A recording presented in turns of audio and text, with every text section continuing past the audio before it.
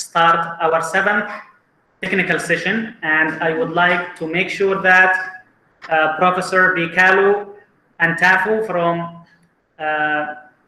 Ethiopia, he will be the chair of the session. So, Sir Bikalu, are you available? And we need the 4 paper presenters to be available, like Dr. Wajdi from Hadramaut University in Yemen, and also Fatima from Algeria, and then Abdul Karim from Yemen, and then Badri from India. All those 4 should be ready, please. And I am repeating the call for Dr. Bikalu from Ethiopia. Are you available, sir?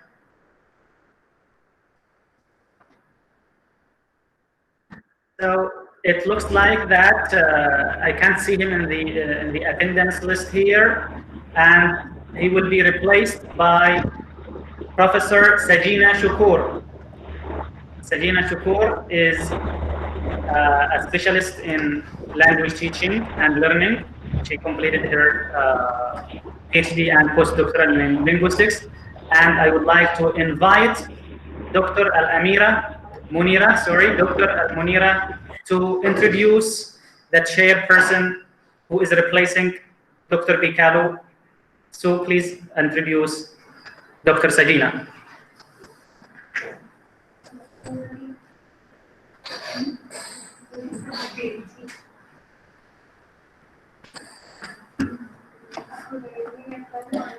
Good afternoon, one and all. I'm so happy to be here to introduce Dr. Sajina Shukur, who is a higher secondary school teacher in GHSS Madai, Kerala. Her areas of special interest are teaching, creative arts, martial arts, and social work. She completed her postdoctoral research on the topic effectiveness of Tai Chi on language teaching, and she had her PhD on the topic related with martial arts, and she is the chief editor of the Souvenir, Punarjani, and Adijeevanam. She has worked as assistant editor of various international seminar proceedings, and she is a member of SCRT Curriculum Committee, Textbook and Handbook Preparation Committee, Kerala. She has to her credit many research articles and 4 books. Moreover, she has contributed a lot in the online educational videos. And if I continue to add points, then I cannot finish it. So let me conclude and welcome her to chair this session. Welcome, Dr. Sajina. Well, thank you very much. Now we invite Dr. Sajina to chair the session. And all the papers, please get ready. We will start with Dr. Wajdi from Hadramaut University, Faculty of Education in Socotra, Thailand. He is the head of the department at the Faculty of Education in Socotra, Faculty of Education in Yemen. So, Dr. Wajdi, please get ready. And we would like to request you all to follow the instructions that you have 12 minutes for presentation and 2 more minutes at the end of the session for discussion. So please abide by the time and cooperate with us. Thank you.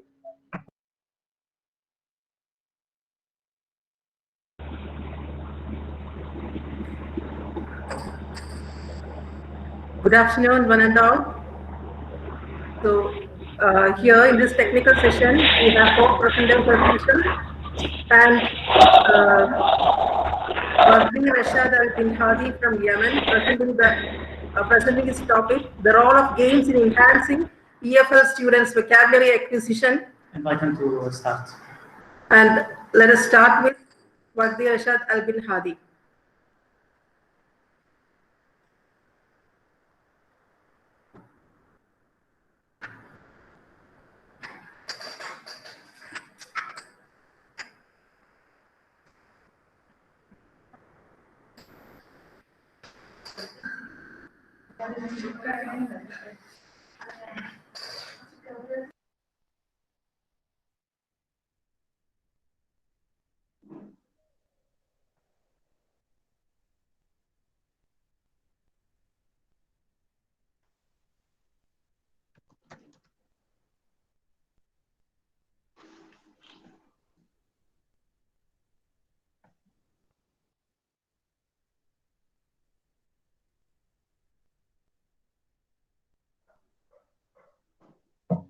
Dr. Wajdi, could you please unmute yourself and speak? You are unmute yourself, turn the mic on, please.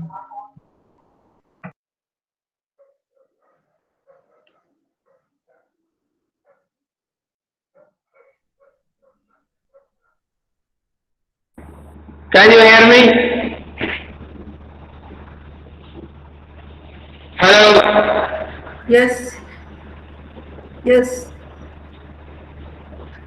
We can resume. Is my voice clear?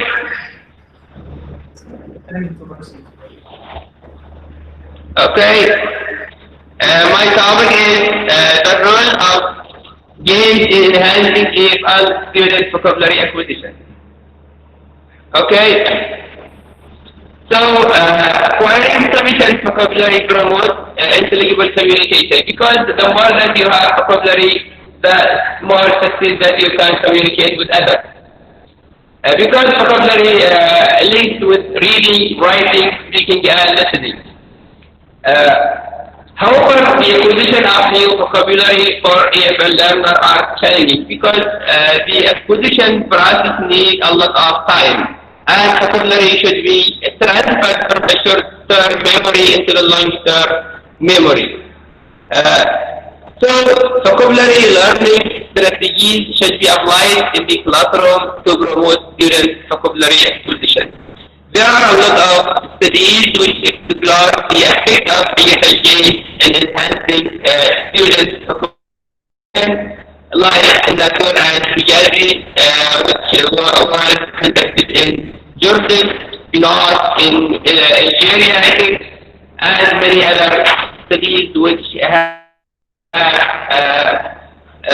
found that digital games in general promote student vocabulary acquisition. So we are going to define games and education games. Linguistic dictionary.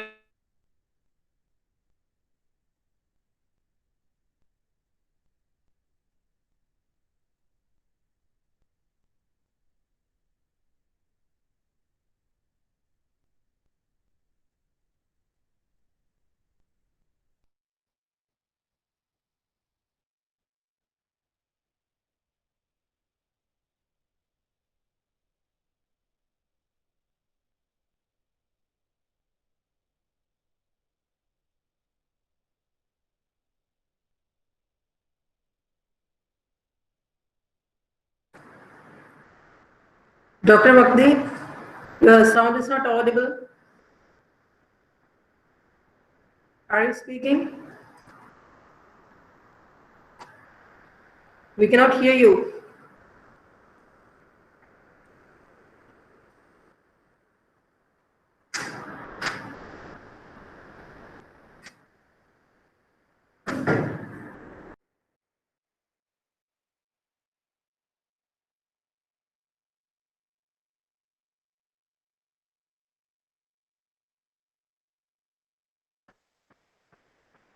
There has been some technical issues with Dr. Vakti, and we can move on to the next presenter, Fatima Zahra Habali from Algeria, who is doing her topic on In Search of Algerian Gifted Learners Concerns, with special reference to the EFL classroom.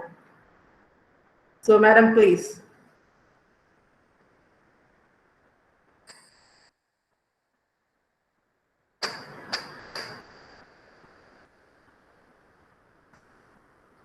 Oh, so Dr. Bikal came. Let me speak.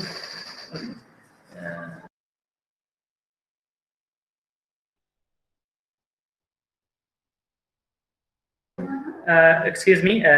Hello, dear Dr. Bikalu. Yes, can you please unmute yourself and speak, the chair of the session, the main chair, because we have substituted Dr. Bikalu. Yes, Dr. Bikalu, can you please speak?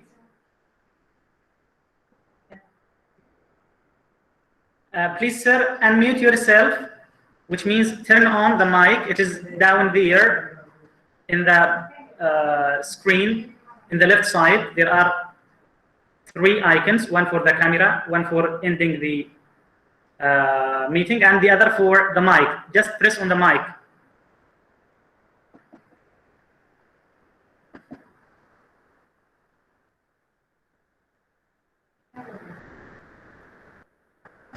Yes, yes, sir. Very nice. Again, please. Try again. Try again. Only one click. Okay. So now can I speak, please? Now again, please, sir. Only one click or one press if you are using a mobile. Sir, you are not audible. Turn on the mic again. Yes. What about now? But only do it once. You are doing it twice. Can you speak, please? Yes. You are most welcome, sir. Yes, I'm speaking. I'm speaking, we are doctor. so happy to see I replaced by another chairs and it doesn't have any problem. I simply follow that meeting. No problem. We have just started, and even the presenter has got a technical problem because he is actually traveling from one place to another. So he has disconnected, and you have connected. This is very good opportunity. So, sir, Bikalo, we will have Dr. Jamil Al-Ghabri. Dr. Jamil, are you available to introduce our beloved professor? Yeah. Welcome, Dr. Bikalo from Ethiopia.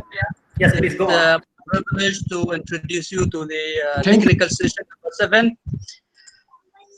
Dr. Bikalo Atnafo from Ethiopia is associate professor at Kutubi at Metropolitan University. He got his first degree in BD from Kutubi College of Teacher Education, and he also received his MA degree in special needs education and another MA degree in teaching English as a foreign language.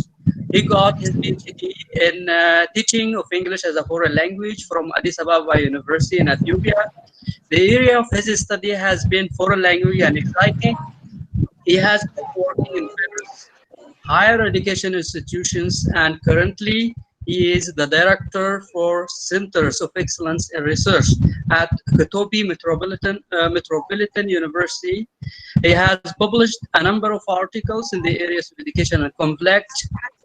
Dear Dr. Bikalo, you are ready to take the lead. لا مش كورونا حاجة برضه. Sir Bikalo, we are sorry to remind you again, the mic is off. Can you please turn it on? Because you are the person who will control your on and off. Unmute yourself again, sir, please. One click on the mic icon. Okay. Okay, it's working now again. Yes, Take sir. the lead. I think Dr. Wagdi Rashid Ali bin Hadi has been presenting now. Actually, he has started, but unluckily he has been disconnected due to some technical problems, especially the internet. So you can call the next presenter. Okay, the next presenter is Fatima Zohara.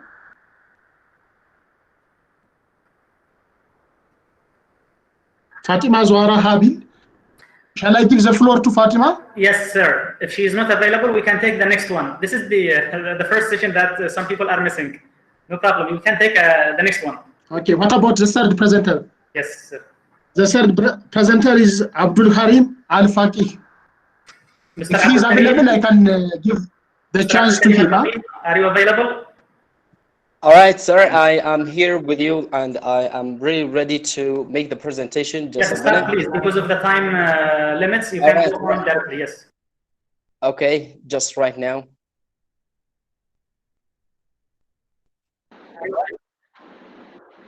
All right.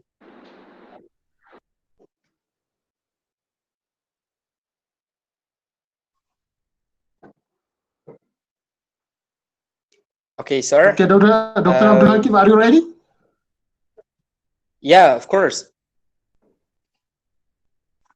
Okay, can you see my PowerPoint? Yes, Okay, it is fine. can you see? Is my Shall I say a few points about the all presentation? right? What, sir? Sorry. Okay. Shall I say a few points First, about the presentation? sorry, sir. What did you say? Let me introduce your title, your research title, before having the presentation. Okay, of course. Of course, okay, yeah. Dr. Abdul Hakim Al all right. He's an English language department, Faculty of Education in Yemen. His presentation or his title is Okay. Frequent Errors Committed by the Yemen EFL Students in Using Preposition of Place in, on, and at in writing. Now, the presenter would have 10 minutes for presentation, and the remaining would be for discussion. Then Dr. Abdul Harim Al-Faqi can start your presentation now. Thank you so much, sir. I'm so honored to be with you and all the committee members there. Good afternoon, dear all, and have a good time wherever you are. In the first place, I'd like to express my gratitude for and deep appreciation to the organizers as well as committee members for giving us such platform to present our works.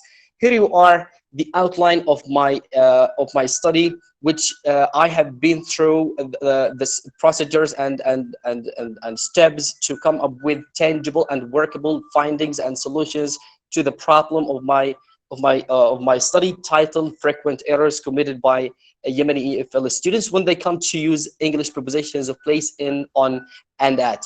As you can see here, the highlighted problem was mainly focused on the difficulties in differentiating between the usage of the three English prepositions of place, in, on, and at when the Yemeni EFL students come to use in their writing. And the problem is that in Arabic language, we have prepositions, English prepositions of place, in, on, and at, and function seemingly the same. And here where the problem lies. As many previous studies go in the same harmony for EFL learners in the Arabic region, it was confirmed that translation, mother tongue, and intralingual, and besides many factors, were considered as the main reasons behind committing such errors in using English preposition of place. As you can see there, you know, you have there the questions of the research that I try to figure out some solutions, the frequent errors in the usage of English prepositions, and what are the reasons behind them, and also what are the effective teaching techniques that help the students to overcome such problems. Here you are, the conceptual framework that shows what reasons behind committing such errors. As you can see there, interference, which means mother tongue, and intralingual translation, all these factors were considered as the main reason behind committing such errors, which affected students' writing negatively.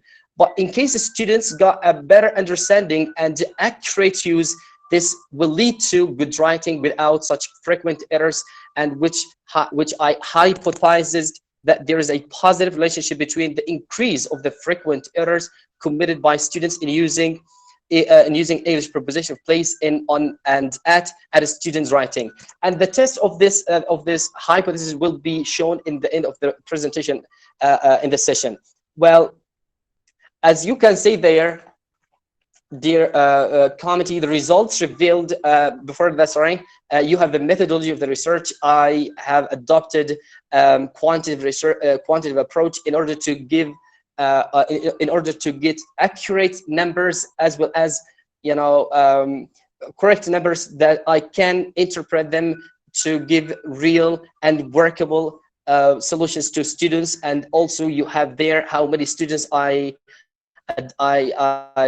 participants were in my study. The whole number was 35 students, and the instrument that I took, it was a questionnaire test approved by some doctors and professors, and one of them is Dr. Amin. All my peace to him. These sentences were put to investigate the truth of the research hypothesis, and they were selected from the syllables that students study at Thamar University. Here you are, the figure of one, you know, sample that taken to show you how many mistakes that students got in using English preposition of place, at, on, or in. We selected sentence number 15, just, you know, as random table and figure to show you the percentage of errors that committed. The results revealed that participants committed errors in using the three English prepositions of place, and the SPSS package showed that accurately, which was the highest in usage, and which students got mistake more than the two preposition of place, and it showed that at the preposition of English at was used mistakenly more than the rest, which means which I mean in and on. That students confused when they come to use them because of the interference of their mother tongue. As I mentioned previously, that they have in Arabic language we have preposition which share the same meaning of the three English prepositions. So they come just to pick the initial preposition that come to their mind without knowing the exact meaning of the three English prepositions of place, as enclosed space or surface or a specific place. Just they overgeneralize the meaning of the three prepositions and just pick one and write it down or speak it out. And my study was focused only in the writing, because in communication maybe we can understand each other as foreign speakers, or to speak to native speakers. They can understand you from the context that you speak about, but in writing you must be accurate. Well, here you are the percentage of the frequent errors of using preposition of place in, on, and at, and the researcher used to me is the 4 levels of students' achievements as follow. Look, you have there shocked really fact about the achievement of students, and it appears no one, and we feel truly sorry, me and the supervisor, no one got as outstanding or got 100% as correct answers. Just there was only one student got the percentage of correct answers about 70%. It was really shocked results, but we worked harder to provide the students with some workable solutions in order not to get in the same errors. And the accepted students, which were the lower average achievement, was the highest number, and we focus here about this group of students. At the same time, we noticed that through the outcome of the SPSS data, that what prepositions that mostly students got, which was considered as really the main problem, and it's considered as a dilemma for Yemeni EFL students, and they take the initiate meaning, as I mentioned. So that's to say mother tongue, which is Arabic, still has its influence during translation of English prepositions.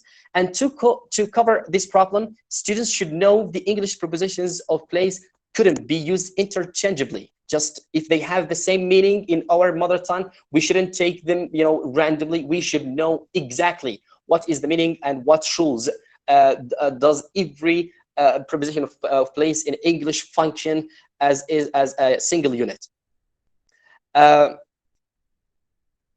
Look there, you have here the dominant source causing the problem errors. The first one, I noticed that a preposition of place between Arabic and English are difficult to be matched to their counterparts. The effect of mother tongue confuses students when they decide which one is appropriate preposition, in, on, or at. They should be used when they come to pick one and in the writing, because these prepositions of place have the same meaning as mentioned earlier.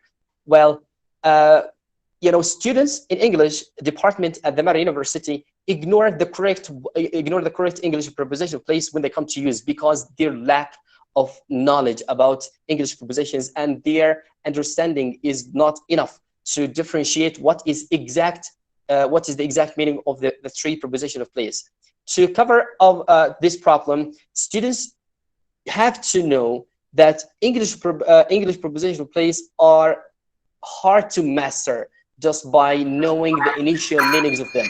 So they need to drill themselves and their writing. In this test, there are three kinds of preposition of place that have different rules and usings that students should pay attention. And the students make generalizations, and here where the problem lies. The last one that we come up with some solutions and suggestions for teachers, department, and students, and also syllables. For teachers, they should encourage their students for oral and written practice in order to use correct prepositions of place as much as they could. For the Department of Language, they are recommended to provide students with all materials that guarantee the best knowledge to master English language in general and master English prepositions in particular. For students, they should have enough allocated classrooms for learning English prepositions, and students also should have enough exercises in writing prepositions of place, especially in, on, and at. And also they should browse the well-written newspapers to help them to have sufficient knowledge and practice of English prepositions in general. Syllabus designer, they should design, directly focus on the writing prepositions in general and prepositions of place in particular.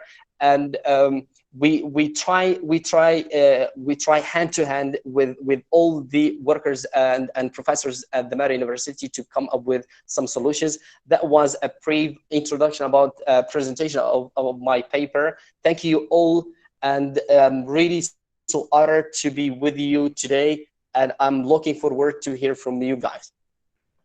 Thank you so much. Dr. Abdul Karim, thank you for your wonderful presentation. Let me go to the fourth presenter and we'll come back to the discussion later on. The fourth presenter is Badri Abdul Hakim. He's an assistant professor and guest lecturer from Siena University. Basically, he's an Indian. Yes, sir, I am online. I'm here. Okay, you can start then, Dr. Abdul Karim. The title of his study would be examining the level of competence of tense and aspect categories by Yemeni EFL students. Then Dr. Abdul Karim, you can start your presentation, and I'll give you 12 minutes for presentation, and the remaining will be left for discussion. You can start. Sure, sir.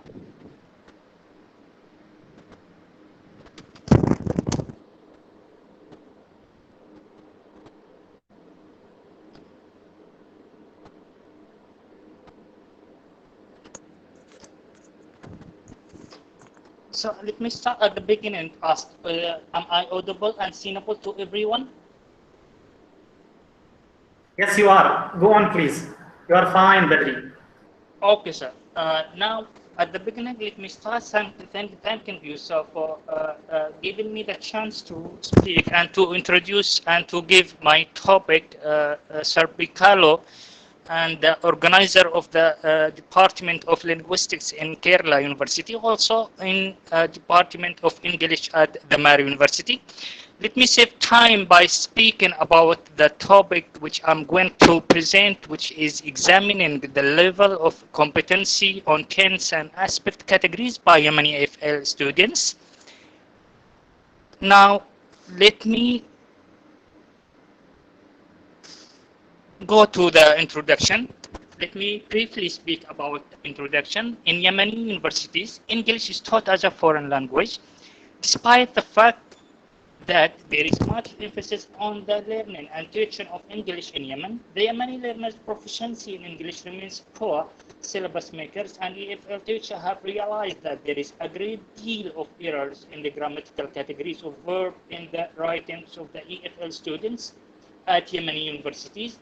One of Excuse me, Dr. Badri, for the interruption. Could you please improve the sound a little bit or bring the mic near the mouth? Sure. Am I now clear? Yes, you are. Go on. You are fine now. Okay, one of these common errors is that English tenses and aspects. Many researchers have clearly stated that tense and verb categories are particularly problematic for Arab English learners to acquire because of the difficulty of using them correctly. This has been said by Matar and Muhammad and Mudhesh also in 2018. Now, let me briefly give the definition of tense and aspect, as they are the grammatical categories of verb. Tense and aspectual distinction in most of languages are expressed through verb morphology. Languages vary with regard to the specification of tenses and aspects. Tense, as Comrie has defined, which is like locates situation in time, whereas aspect is concerned with the initial temporal continuancy of the situation. Comrie also has defined aspect as the different ways of viewing the internal temporal constituency of situation. Aspect also expresses whether the situation is completed or ongoing or also a habitual, etc. Aspect characterize a prefective and imperfective opposition. Now,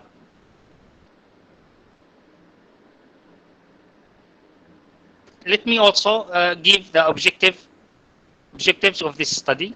This study tries to answer the following objectives. One, to examine the level of competency of tense and aspect categories among level 1 and level 2 students at the Department of English, Faculty of Arts at Sana'a University.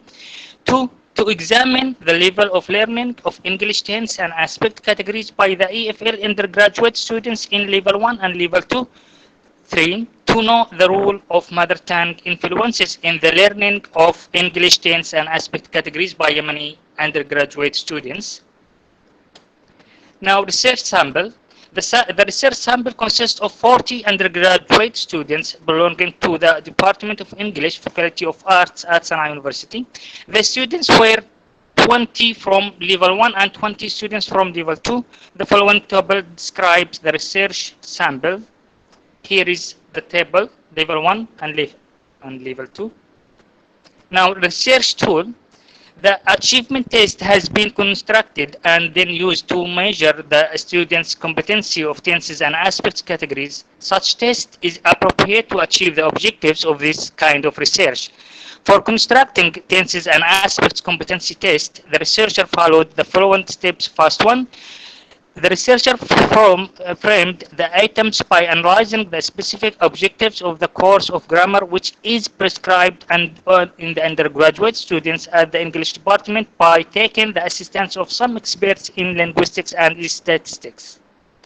Then also, the draft of the test was applied to some undergraduate students in the same department and the faculty item analysis process, and to evaluate reliability and validity of the test. The test has good content validity and construct validity. The reliability of the test was evaluated, and the alpha Cronbach coefficient, that is 0.73. The tenses and aspects competency test comprises of 40 items in the final format. Quantitative analysis. In order to answer the objectives of the study, the descriptive survey method and SPSS analysis have been used. Now, here is the table 1 describe the statistics of competency of tense and aspect categories among level 1 students. As you can see, the real mean and the assumed mean, and also the significant and the standard deviation and the T test. Now, let's go to the second table, which describes the statistics of competency of tense among level 2 students. Here, this is the real mean for assumed of level 1. Here is the descriptive statistics related to level of tenses and level 2. The real mean is 35, whereas in level 1 is 22. Now, here is the distribution of real mean and assumed mean of level 2. Now, let's come to the conclusion and the results of the study. This study made an attempt to examine the level of competency on tense and aspect categories by Yemeni EFL students in the different levels of undergraduate program at the Department of English, Faculty of Arts at Sana'a University, Yemen. The study also brings to light the English tense and aspect categories which the Yemeni students find difficult to learn and hence commit errors in these categories. The data of the study were collected from the total of 40 students covering the level 1 and level 2 students of undergraduate program. From each level, a group of 20 students were considered. The data on tense and spectral categories were analyzed by using descriptive survey method and the SPSS analysis.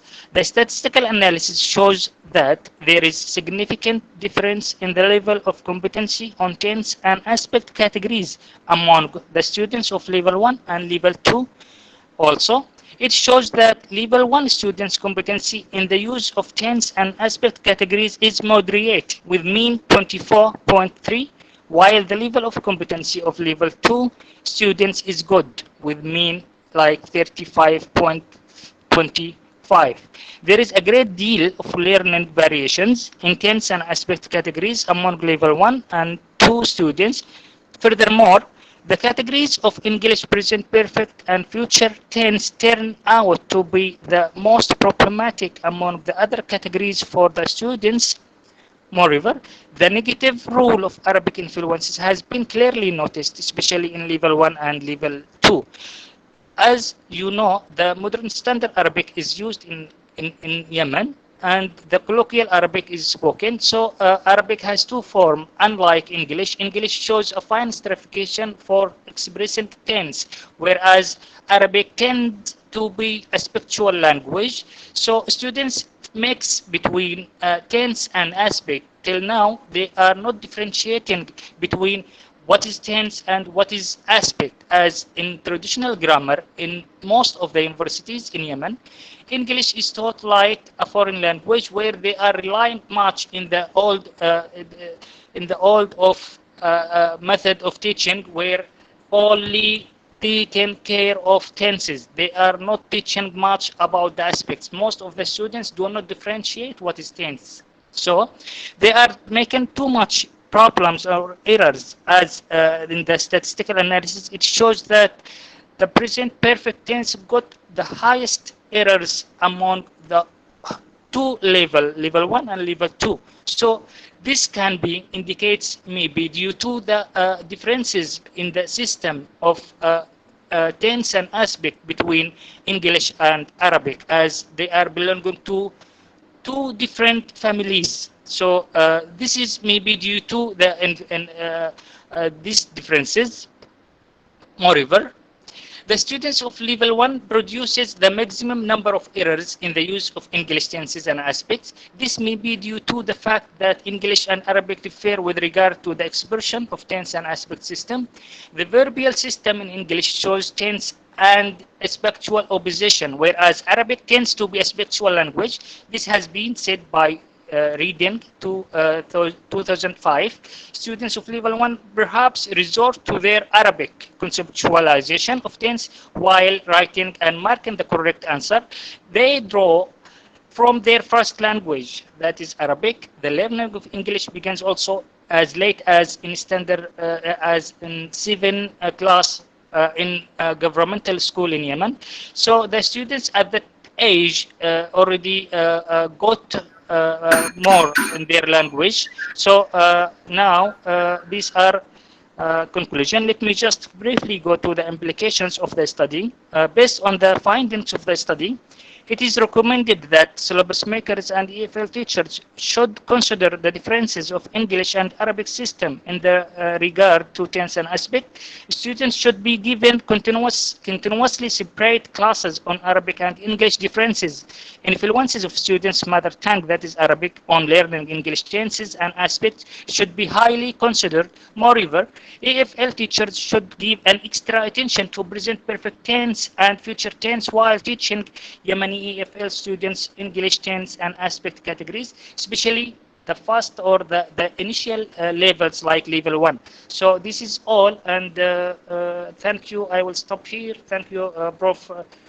Bakula, and to all the organizers of this wonderful conference. Thank you. Thank you, Dr. Badri, for your wonderful presentation. I really appreciate it. You have used your time properly. The first two presenters didn't make presentation due to connection problems. And if they are available, we can go back to the first presenter, Dr. Wagdi.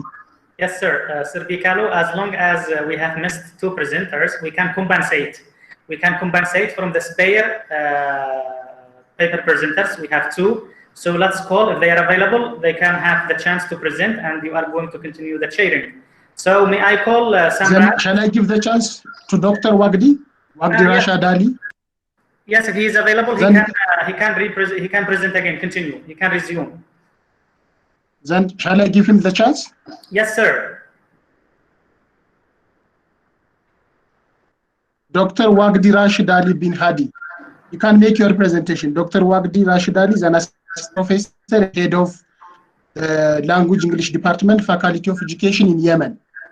The topic or the title of his research would be the role of games in enhancing EFL students' vocabulary acquisition. Then Dr. Wagdi, I would give you 12 minutes for presentation. Then you can start. If you come back.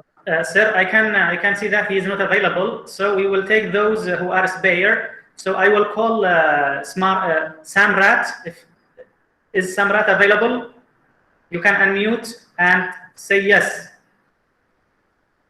Well, if Samrat is not available, we can take Jaybaz. Can you confirm your availability? What about the second presenter, Dr. Ami? The second presenter. Yeah, she's absent. Fatima Zuhara. Yeah, she's absent, sir. She's absent? Yeah, that's why we will take. Okay, then shall I go back to the discussion session? No, you will continue the sharing and you will take 2 spare presenters. Yeah, we have got substitute. Yes, sir. We have 2 presenters. Who are they, Dr. Ami? Yes, sir. We have 2. Then they can continue. I don't have their names. Yeah, you can continue the sharing, and I am calling now the presenters. So, Jaybaz, are you available? Fine. Please confirm your availability.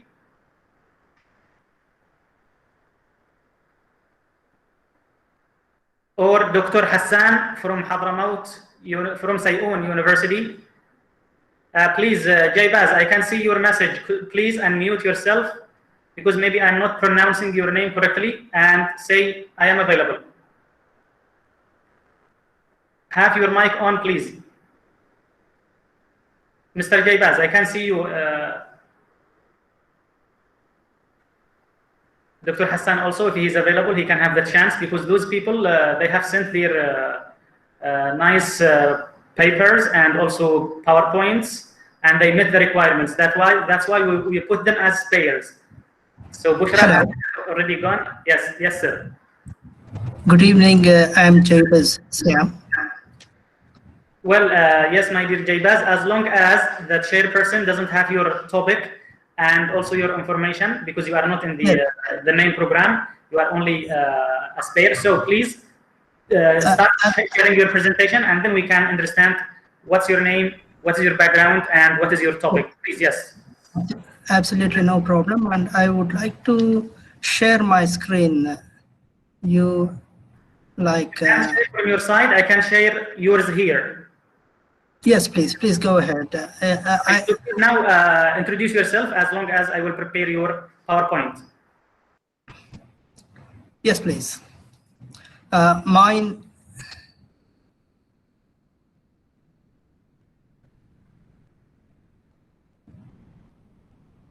Hello, good evening, everyone. I thank the chair and the organizing committee. My name is Jaybaz Siam. I'm a research scholar from Acharya Nagarjuna University, Guntur, India. If the PPT is ready, I can just proceed with the presentation.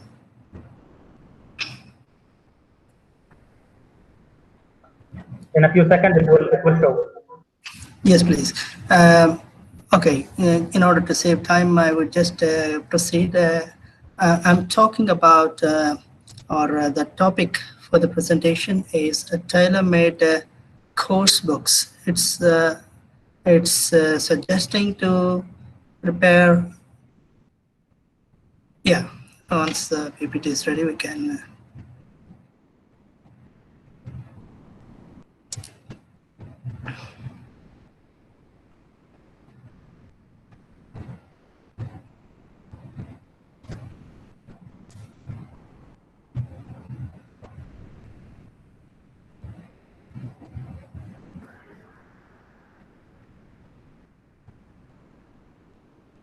Yes, you can go on, please. Now I am making it full. Go on. Yeah, if you can press F5. Yes. Yes, please. I think you need to be a little faster, because there are a few things. Yeah, it's a need for tailor-made course books, and the question arises about Indian English. When we think about Indian English, we'll get a few questions. Can you please proceed? What comes to our mind? It's the country with the highest number of people after United States, but we don't have a recognized Indian English. What could be the reason? Before we understand that, we need to understand what a variety of English is. No, you can proceed. Yes, please. Yeah, next please. Kachru, and I think it's a famous model. Yeah, that's where. A variety of English depends upon the way it is spoken, and a specific pattern which is followed by a majority of the group of people. And here we see the circle, the expanding circle, the out circle, and the inner circle. The natives whose mother tongue is English, that is the inner circle.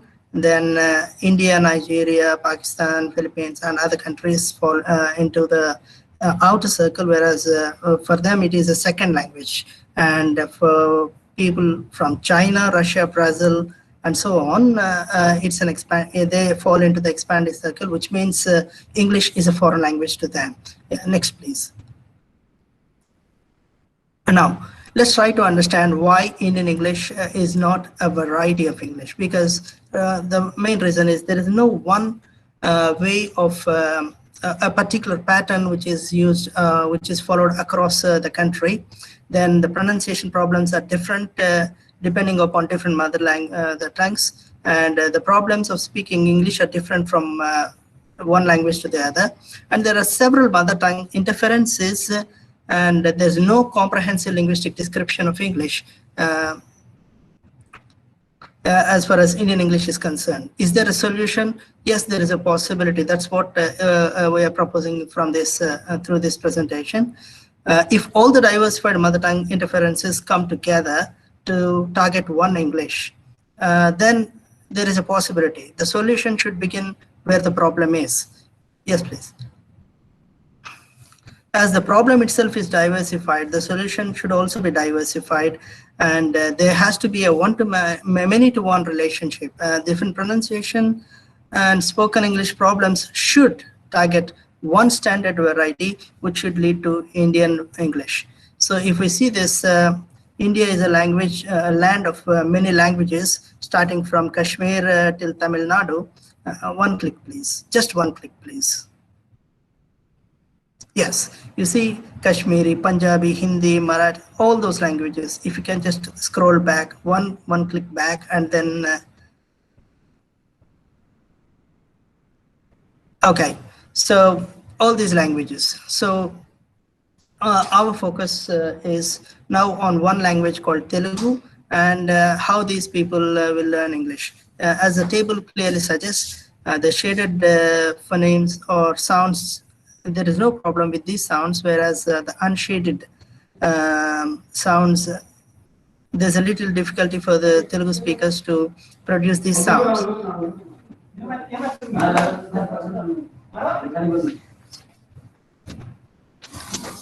If you see the sound "a," there is a problem with this, but though it is there in the inventory of some of the speakers, when it is used in English, there's a chance that people face difficulty in producing the sound appropriately.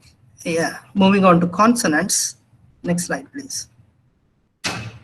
Here, it's the same thing. The shaded sounds, there is no problem. However, if you see the sound "f," I have shaded it, which means there is no problem pronouncing this sound, producing this sound. However, it's not there in the language Telugu.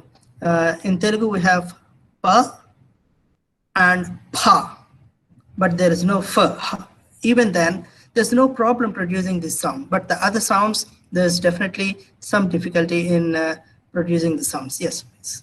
So like this, we need to look at the similarities and the differences. We need to do a contrastive analysis of the phonemes and then arrive at different problems that the people have. So these problems differ from one language to the other.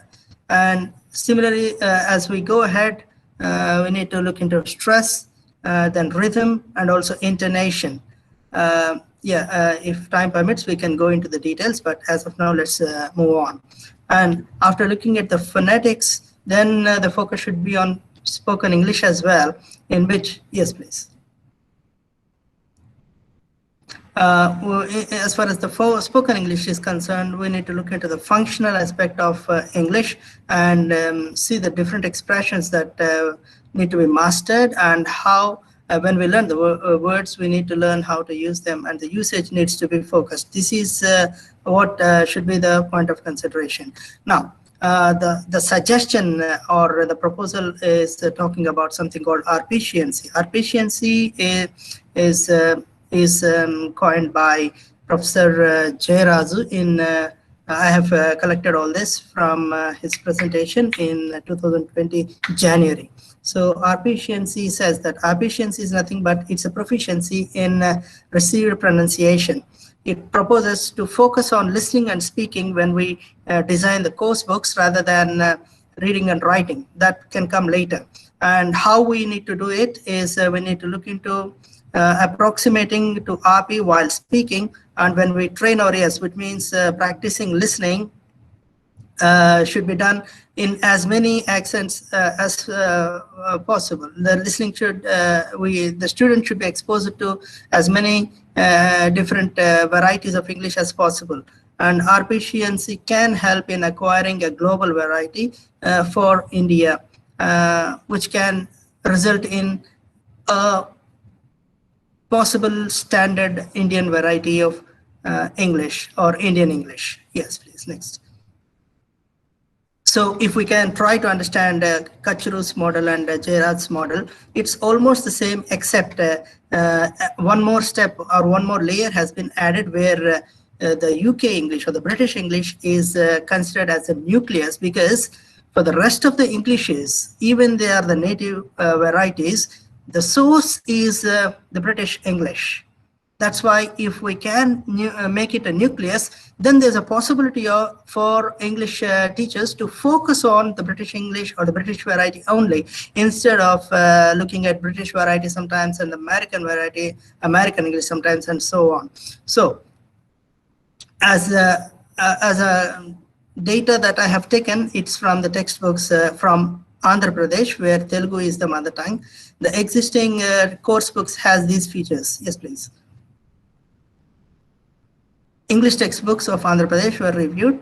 The objectives clearly focus on LSRW in a context, and in almost every unit there is at least one oral activity, but there's no focus on pronunciation. So this is what is lacking. Yes, please. In the course books. And as far as assessment is concerned, 10% of weight is given to speaking skills, which is not actually sufficient. This is on one side. On the other side, recently we have got a national education policy, which clearly talks about skills-based assessment, and it should be a holistic, it looks for a holistic development of knowledge. Yes, please. And the school boards are will be advised on how to work on that. So now the new course books, which should be tailor-made, should focus on the realistic problems for the Indian students, considering NEP and also following arpeciency model, and focus on phonetics and spoken. Yes, please.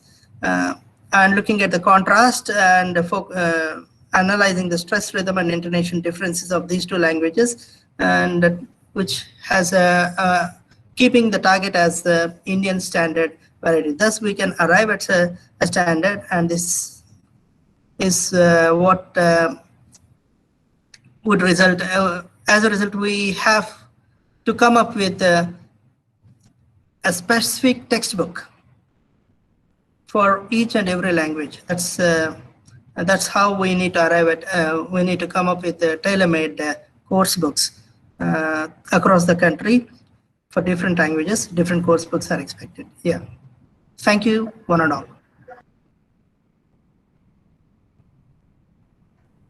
Jabiz Siam, for your lovely presentation. I would like to thank Dr. Amin Al-Gamir for showing Professor Jabiz Siam slides too. Thank you for the presentation and for the support too. Thank you very much. And we have the fourth presentation. Dr. I suggest to open the session for discussion. If there are some questions, then we can see if one of the presenters is available. Otherwise, we can conclude. Okay, then shall we go to the discussion? If the fourth presenter is not available, Yes, let sir. us move to the discussion. The discussion. Yes. Then any question or points or comments to be forwarded for those three presenters? Let us share ideas on the presentation, on those three presentations. Participants are expected to forward your own comments, suggestion upon those presentations. Any comments?